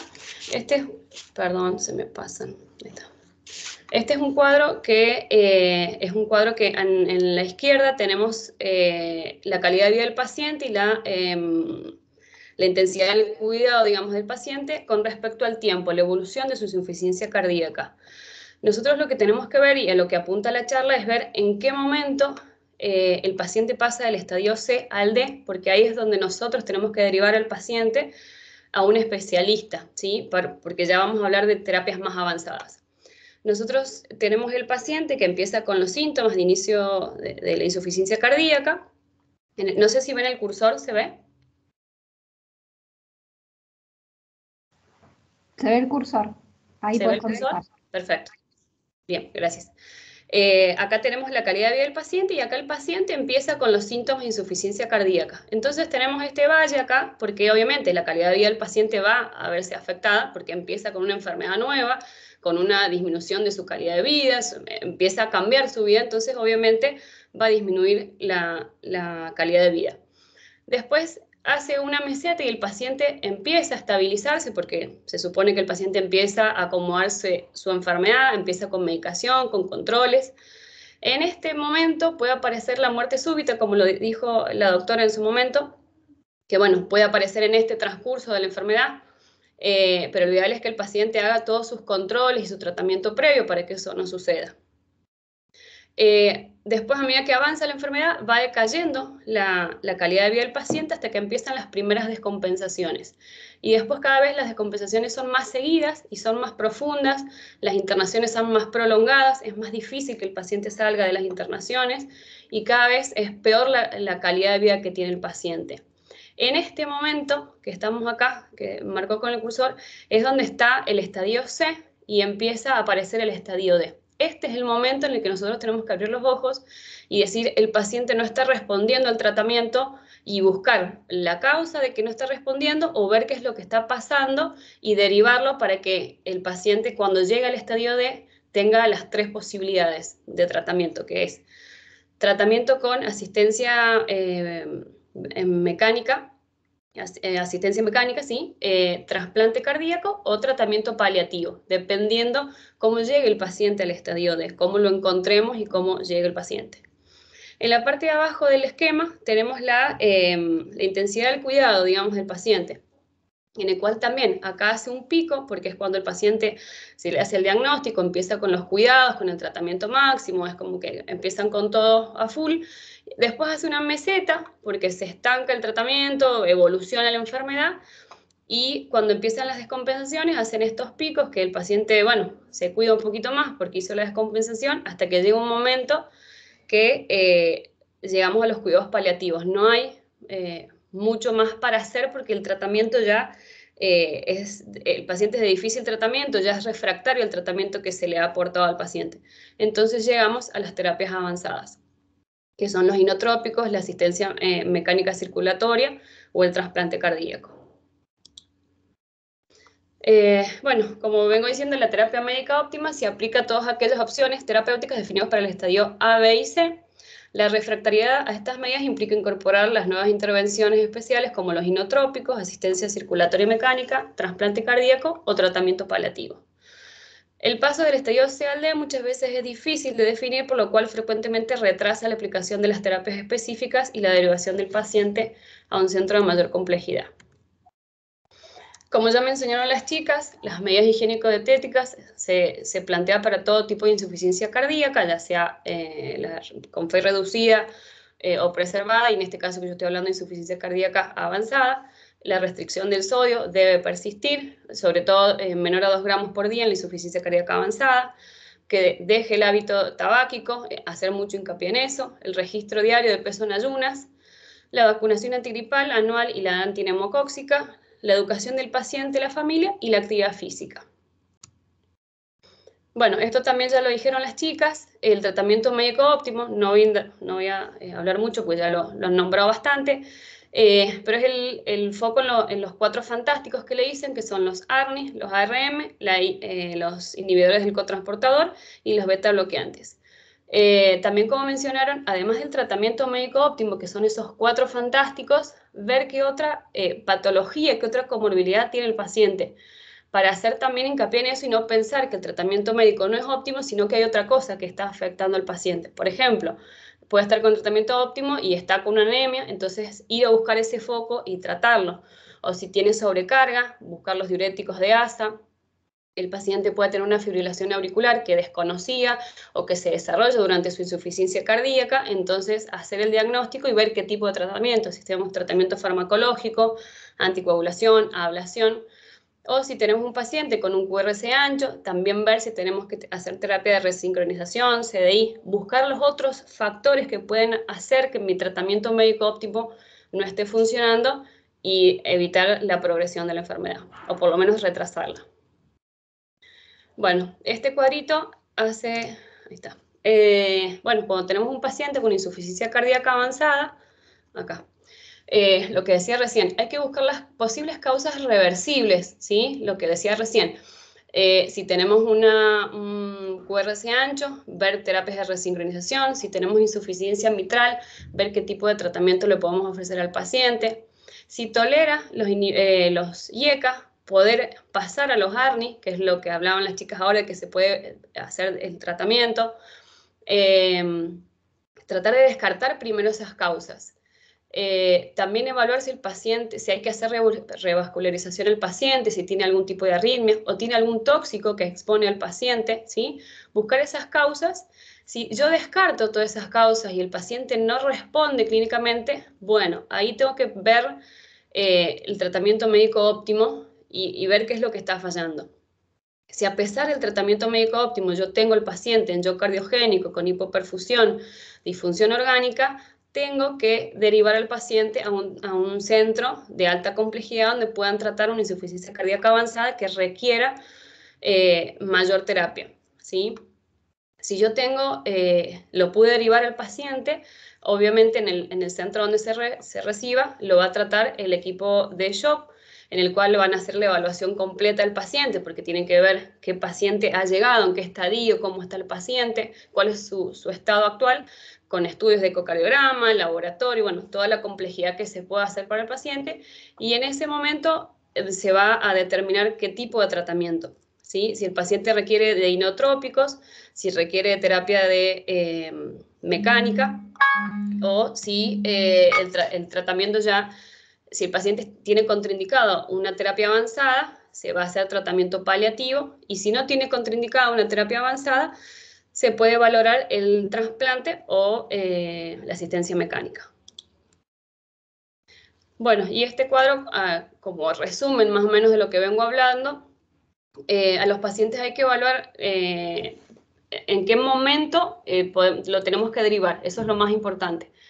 Si el paciente tiene una esperanza de vida muy limitada o malas condiciones de calidad de vida que pueda afectar el seguimiento o puede empeorar después de las terapias avanzadas, si eso es así, el paciente va directamente a cuidados paliativos. No hay mucho para hacer con ese paciente. Pero si eso no es así, el paciente tiene una esperanza de vida, tiene una mejor calidad de vida o pensamos que le podemos dar más opciones y el paciente está con una clase funcional 2, y tiene alguna de estas otras características, por ejemplo, más de una internación en 12 meses, uso previo de inotrópicos, intolerancia a los beta-beta o a los ARNI, la fe disminuida, empeoramiento de su ventrículo derecho, su insuficiencia renal, hígado o arritmias ventriculares. Si tiene alguna de esas otras características, nosotros debemos consultar a un centro de insuficiencia cardíaca avanzada porque podemos darle otra oportunidad al paciente, podemos ofrecerle otras terapéuticas. O si el paciente también tiene una esperanza de vida mejor y tiene una clase funcional 3-4 a pesar de la terapia médica óptima, también lo podemos derivar a un centro de insuficiencia cardíaca avanzada. Y si el paciente tiene una clase funcional 2 y no tiene alguna de estas características, solamente esa clase funcional, podemos derivar también al servicio de insuficiencia cardíaca, pero lo reevaluamos en 3 a 6 meses, ¿sí? Tiene otra expectativa. Y como para cerrar, esto, digamos, en honor al tiempo, si podemos ir concluyendo la charla. Sí, ahí esta es sí, son las últimas dos. No, igual esto no era como para nombrarlo nada más, que como yo decía de la asistencia ventricular, los tipos de asistencia ventricular que hay, que es el balón de contrapulsación intraórtica, el sistema Impella, el Tandem Heart y el ECMO. Y por último, el trasplante cardíaco, que eso, bueno, son las últimas terapias de la insuficiencia cardíaca avanzada. Gracias. Excelente, muchas gracias, doctora, por su presentación. Vamos a pedirle a la doctora Emilce Sosa que pueda proyectar su diapositiva para ya finalizar la regional. La doctora Emilce Sosa es médica residente de cardiología del Hospital Chestacop de la provincia de Mendoza. Bueno, muchas gracias. Bueno, para finalizar la jornada voy a abordar el tema de evaluación pretrasplante en insuficiencia cardíaca. El temario que voy a utilizar, introducción, objetivos del estudio pretrasplante cardíaco, a quién voy a indicar trasplante cardíaco, valoración, no sé si se escucha, perdón. No sé se escucha perfecto, necesitamos ver tu pantalla, si puedes compartirla. No. En abrir bandeja de uso, ahí por favor.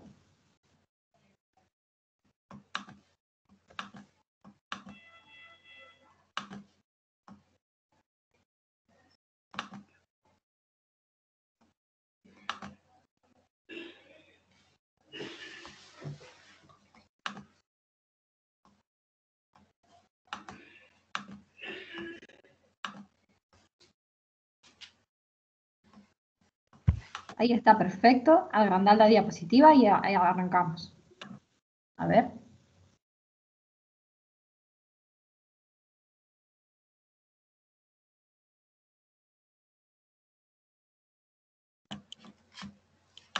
Ahí estoy.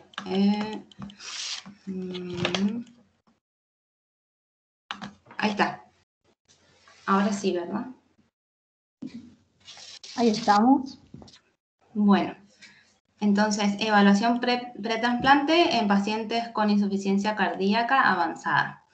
El temario, introducción, objetivos del estudio pretrasplante, a quién voy a indicar trasplante cardíaco, valoración de pronóstico de insuficiencia cardíaca y factores de riesgos y contraindicaciones para realizar un trasplante cardíaco con la posterior conclusión. Bueno, cuando el tratamiento médico agota, digamos, las posibilidades de mejorar la calidad de vida y la expectativa de vida de estos pacientes con insuficiencia cardíaca avanzada, surgen alternativas como el trasplante cardíaco y la cirugía de la insuficiencia cardíaca. A pesar de los avances en el tratamiento de la insuficiencia cardíaca severa, la mortalidad continúa siendo elevada, convirtiéndose de esta manera en uno de los principales problemas en el área de salud por la importante causa de consulta médica y el aumento en la tasa de internación y de morbimortalidad. Los conocimientos fisiopatológicos y farmacológicos en relación a esta patología todavía no logran disminuir el riesgo anual de muerte, siendo en pacientes oligosintomáticos del 5 al 10% y del 30 al 50% en estadios avanzados. Por tanto, es un desafío lograr que disminuya el riesgo anual y mantener, digamos, objetivos claros en cuanto al abordaje de la insuficiencia cardíaca avanzada, y para eso se plantean objetivos y unidades especializadas para pacientes con estas patologías. Y por último, definir lo que es insuficiencia cardíaca terminal, que como bien dijo la doctora Lencina, es, digamos, un cuadro que se caracteriza por la persistencia de síntomas, o sea, de síntomas de clase funcional 3-4, según la New York Heart Association, a pesar de un tratamiento médico óptimo y efectivo en pacientes con deterioro de la función ventricular. Esto hace que en estos pacientes podamos pensar en llegar al trasplante cardíaco. Bueno, el aumento de la mortalidad y de la tasa de reinternaciones, como la discapacidad física que genera llegar a estar en esta instancia de la enfermedad, hace que el médico que aborda a estos pacientes se plantee objetivos. En la primera instancia, constatar que la presencia de insuficiencia cardíaca refractaria con mal pronóstico a corto plazo. En un segundo momento, la ausencia de otras alternativas terapéuticas, ya sean médicas o quirúrgicas, la ausencia de contraindicaciones y, por último, determinar en qué momento se va a incluir al paciente en la lista de espera. Son muy importantes estos objetivos porque está demostrado que una correcta selección del candidato a trasplante cardíaco mejora el pronóstico de vida de estos pacientes y, por otro lado, logra identificar cuáles son los posibles factores de riesgo que podrían presentarse en los pacientes después del trasplante. Surge la pregunta entonces, ¿a quién se indica trasplante cardíaco? Para ello tenemos indicaciones absolutas, relativas e insuficientes. Dentro de las absolutas, el deterioro hemodinámico, como el shock cardiogénico refractario al tratamiento, dependencia de inotrópicos endovenosos y un consumo máximo de oxígeno menor de 10 mililitros kilo minuto. También isquemia miocárdica y arritmias ventriculares sintomáticas, recurrentes y que son también refractarias a cualquier modalidad terapéutica. Después las indicaciones relativas como isquemia inestable, inestabilidad recurrente del equilibrio hídrico y de la función renal, y las insuficientes, baja phase del ventrículo izquierdo, historia de clase funcional 3-4, arritmias ventriculares previas y un consumo máximo de más de 15 mililitros kilo minuto sin otras indicaciones. Bueno, cuando en la evaluación del pronóstico en situación ambulatoria, digamos, el primer determinante para incluir al paciente en la lista de espera es la limitación grave de la capacidad funcional. Bueno, y la prueba ergométrica con determinación del consumo máximo de oxígeno constituye el método más objetivo para la valoración de la capacidad funcional que mayor se correlaciona con el pronóstico. Entonces, cuando el consumo máximo de oxígeno es mayor a 14 mililitros kilo minuto, está comprobado que la supervivencia al año es similar a los pacientes que no se realizan trasplante. Ergo, cuando el consumo máximo es menor a 10, tiene una alta tasa de mortalidad. Por tanto, se incluye a los pacientes que, digamos, que tienen una indicación óptima para trasplante cardíaco cuando el consumo es menos de 12 y menos de 14 mililitros kilo minuto. Esta consideración no es la única que se toma, si bien es la más objetiva, también existen otros parámetros en los cuales el médico se basa para indicar el trasplante cardíaco, como la determinación de la clase funcional, la FEI reducida, reiteradas hospitalizaciones, péptidos natriuréticos elevados, etiología isquémica, insuficiencia cardíaca, índice cardíaco bajo, hiponatremia, hipertensión pulmonar. Todos estos son, digamos, parámetros que se utilizan y que sirven de mucha ayuda para la toma de decisiones. También se utilizan scores pronósticos como la puntuación de supervivencia e insuficiencia cardíaca y, digamos, ¿cómo se dice esto? El otro score que está. Y la Sociedad de Trasplante Cardiopulmonar. Bueno, dentro de la valoración de factores de riesgo y contraindicaciones, tenemos la edad. Son pacientes mayores de 70 años, se tiene en cuenta la edad cronológica más que la biológica, neoplasias, infección activa, diabetes mellitus con afectación de órgano diana, tabaquismo, enolismo, drogadicción, deterioro severo de la función renal, hipertensión pulmonar severa fija, obesidad y úlcera activa. Nos vamos a detener especialmente en hipertensión pulmonar severa fija, porque desde el punto de vista del estudio hemodinámico, en los candidatos a trasplante, la evaluación de la hipertensión pulmonar medida por cateterismo derecho constituye uno de los puntos críticos en la determinación del riesgo para el trasplante. En la evaluación de pretrasplante son importantes también medir el gradiente transpulmonar y las resistencias vasculares pulmonares. Entonces consideramos que cuando el paciente tiene resistencia mayor a 5 unidades Wood y un gradiente mayor a 16 milímetros de mercurio, decimos que no está en condiciones de realizarse un trasplante cardíaco. Pero también existen situaciones que pueden ser reversibles, como valores de gradiente menores a 12 con resistencias menores a 3 unidades Wood con utilización de fármacos. Se ha visto que sí se puede, digamos, incluirlos en el trasplante. Entonces, si la hipertensión logra ser reversible, el riesgo se reduce, permitiendo que se lleve a cabo el trasplante cardíaco con aceptables tasas de éxito.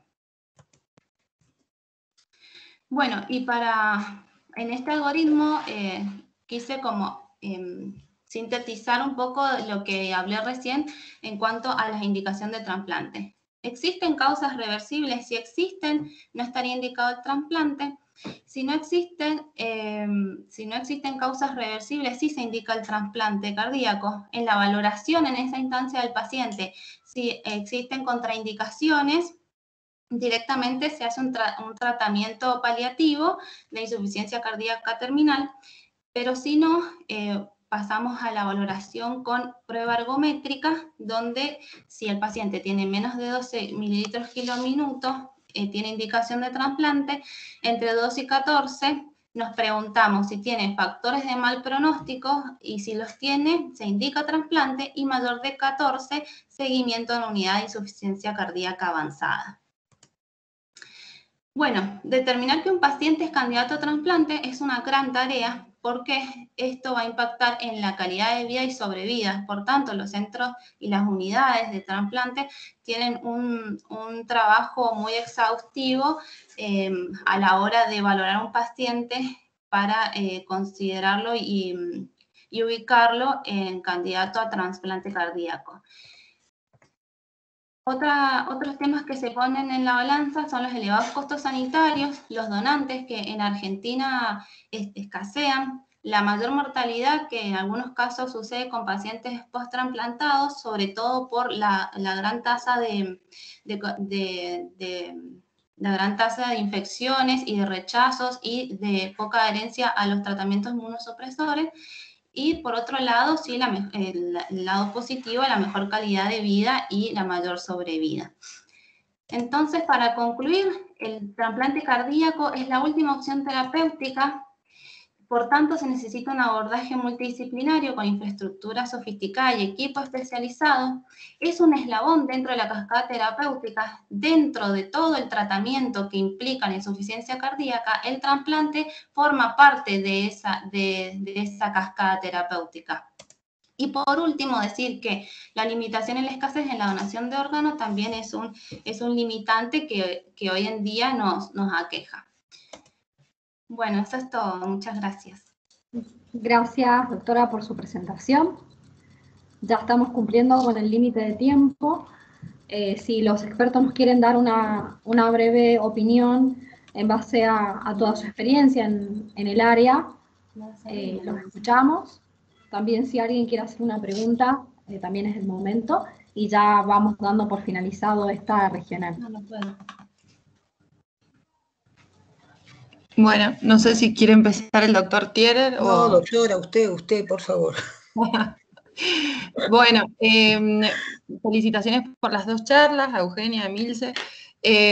Básicamente, comentarles en cuanto a lo que es insuficiencia cardíaca avanzada, me pareció muy importante el gráfico que comparaba las tres clasificaciones.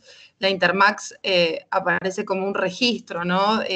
de clasificación para el uso de soporte de asistencia circulatoria. O sea, significa cuando el soporte farmacológico no nos es suficiente, cuántos días tenemos para aportarle a este paciente un soporte farmacológico para llegar al trasplante. Y después esta escala o este registro se amplió bastante a nivel mundial y por lo menos los que hacemos insuficiencia cardíaca avanzada es una nomenclatura a fin de tener cuenta en qué Intermac está el paciente.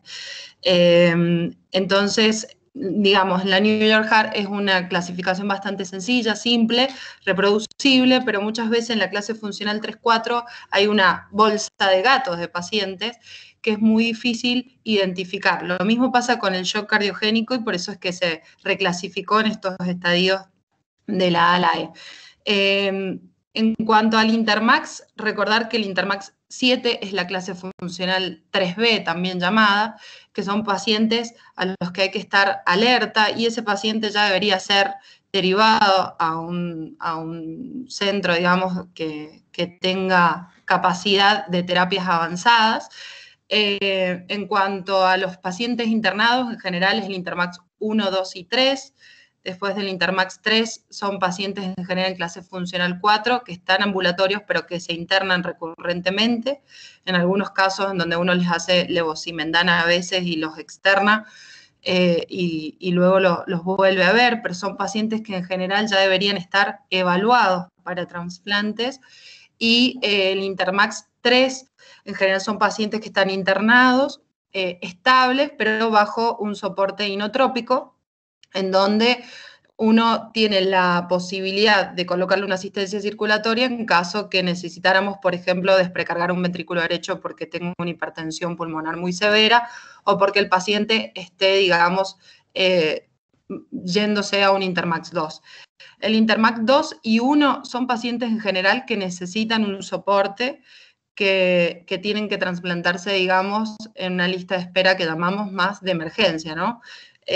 Un soporte ya sea respiratorio o circulatorio, porque son pacientes que no van a llegar estables a la cirugía. Entonces, la idea que nos tiene que quedar, o creo que por ahí me parece interesante, es que al paciente trasplantado lo tenemos que trasplantar lo más estable posible, o sea, sin fallas orgánicas, un paciente que llegue lo más seco posible y no un paciente descompensado. El soporte circulatorio se utiliza como puente siempre, o sea, es darle tiempo al paciente para que se recupere y llegue a un trasplante o puente a una recuperación, ¿no?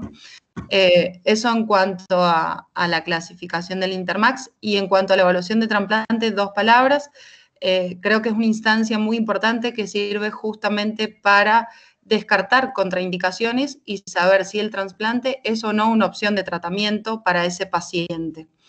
Es importante, digamos, no pensar muchas veces que es ciencia ficción hablar de evaluación para trasplantes, sobre todo a veces nos pasa en el interior, digamos.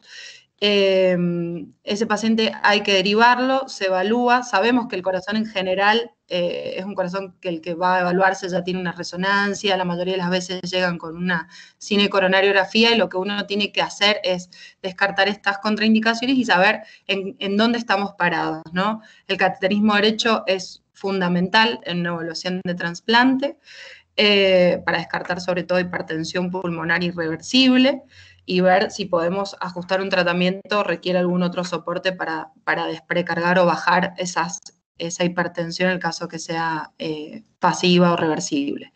Y por otro lado, el consumo miocárdico de oxígeno es una buena estrategia para objetivar la clase funcional, pero sobre todo por ahí en el paciente ambulatorio. No es una prueba que se hace per se, quizás en todas las evaluaciones, sino que uno en ambulatorio lo va siguiendo, en el caso que esté disponible, con un consumo miocárdico de oxígeno. Bueno, creo que lo dijeron o lo apuntaron bastante completo, integral a todo. Y bueno, si queda alguna duda, acá estamos. Gracias. Un comentario breve, puede ser breve. Sí, por supuesto. No. Digamos, la primera parte de lo que se presentó no está disociada de esta segunda parte. Yo quisiera remarcar, digamos, que existe una vinculación clara y que los pacientes llegan a la segunda mitad de esta excelente jornada porque muchas veces las cosas no se hicieron bien en lo que tiene que ver con la primera mitad de esta jornada. Entonces, yo diría simplemente alerta, alerta.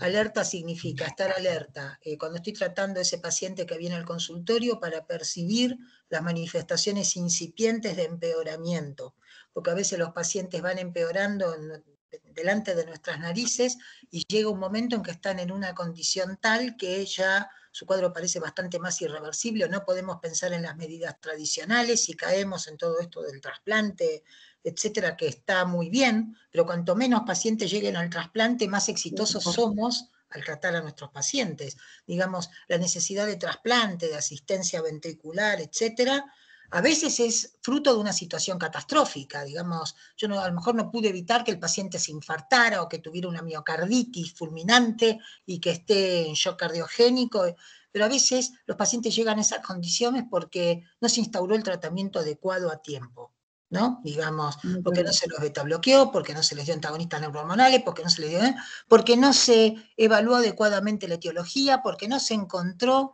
la enfermedad coronaria cuando todavía era revascularizable, porque no se trató adecuadamente cada una de las comorbilidades, porque se dejó que progresara la diabetes, porque se dejó que progresara la disfunción renal, y todo eso que va pasando insensiblemente a lo largo de los años, termina después en un paciente en el que hay que pensar en otro tipo de alternativas mucho más costosas para él, para los tratantes y para la comunidad médica y para la sociedad.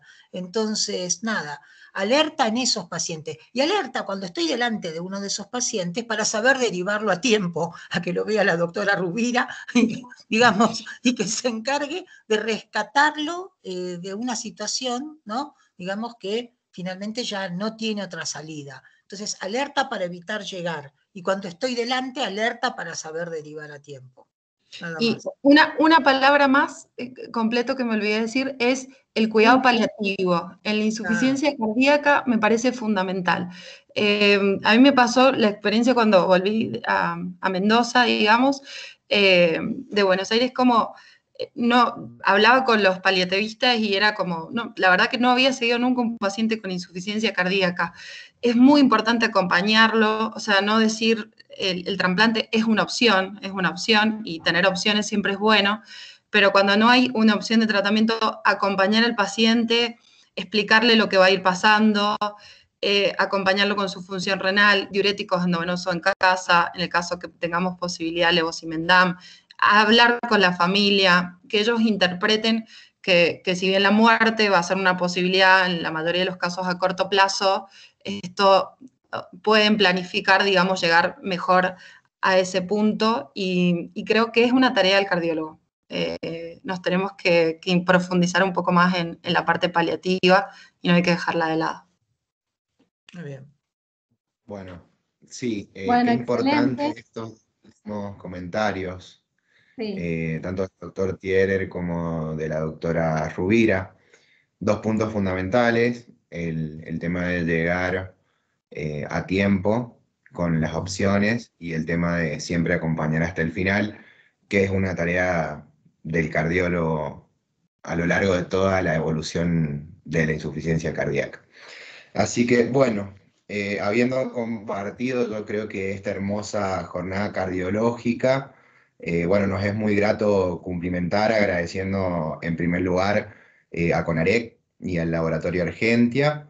En segundo lugar, bueno, a los expertos que nos hacen llegar toda su experiencia y nos hacen llegar esos comentarios fundamentales que muchas veces están en el aire, pero cuando se acentúan toman esa relevancia que nosotros que somos la nueva generación tenemos que ir aprendiendo y aprendiendo a transmitir también. Así que bueno, muchas gracias a ustedes. Y bueno, por último también agradecer a cada uno de los residentes, en especial a los disertantes y a los panelistas, que bueno, con mucha dedicación, mucho coraje y mucha responsabilidad han sabido afrontar esta actividad, que para muchos ha sido la primera y todos nosotros ya hemos hecho y sabemos los nervios y demás, pero que nosotros estamos para acompañarlos también, o sea, nosotros estamos para guiarlos y para que el momento del error es el momento de la corrección. Nosotros estamos para eso y todos los expertos están para eso. Así que bueno, muchísimas gracias a todos por su atención y bueno, por su participación. Por último, también hay que resaltar siempre que CONAREC es una organización que trabaja de residentes para residentes. Estamos en etapa de formación. Aprovechemos eso, aprovechemos que la cardiología argentina es una cardiología muy fuerte, es una cardiología que últimamente se basa en la evidencia científica fuerte, y que tenemos que aprovechar eso para que nos acompañen las personas que han investigado, que han estudiado y que han hecho experiencia en el campo. Así que bueno, resaltar que es una actividad de residentes, para residentes. Y bueno, el requerimiento fundamental de nuestra participación acá, en estas jornadas, que bueno, son regionales, después estarán las jornadas nacionales y así, pero hasta llegar quien quiera a una participación internacional de alguno de los disertantes que está acá. Así que, para concluir, bueno, la cardiología argentina también somos nosotros y es la continuidad de todo un trabajo de investigación que tenemos que seguir haciendo, o sea, no podemos parar, ¿bien? Bueno, Belén tiene un par de avisos importantes también para compartir con nosotros, así que Belén, te saludo y te agradezco. La verdad que has trabajado muchísimo, en lo personal te agradezco mucho. Te doy paso para que cierres esta jornada. Ahí damos el cierre. Antes de los avisos que van a ser lo último, nuevamente agradecer, la verdad que los expertos fueron pensados y elegidos por esto mismo, porque al doctor Thierer lo conozco por sus publicaciones y he tenido el honor de verlo en algunos congresos cuando eran presenciales en primera silla, y a la doctora Rubira, porque bueno, es de Mendoza y ha sido mi jefa de residentes en mi primer año de cardiología, y bueno, sé que son capaces de transmitir ambos lo que han transmitido hoy, y por eso es que deseábamos muchísimo poder tenerlos con nosotros. Así que bueno, muchas gracias. Y bueno, el aprendizaje está bueno cuando se comparte porque, como decía recién Gastón, se multiplica. Así que bueno, muchas gracias. Ha sido también muy importante, hemos tenido muchos presentes. Con esto del COVID y de los residentes, era difícil que hubieran presentes, si bien ahora hay menos. En general es difícil la convocatoria, más allá de la virtualidad, y bueno, estamos muy contentos y felices por lo que queda, que es la experiencia compartida, siempre. Y bueno, ya para dejarlos en honor también a la hora, los avisos, recordemos que tenemos nuestra jornada de interresidencia, nuestro congreso, está en la web de CONAREC la forma para subir los trabajos, también la posibilidad de rotación a México según la pandemia, y también nuestro registro de síndromes aórticos que estamos realizando.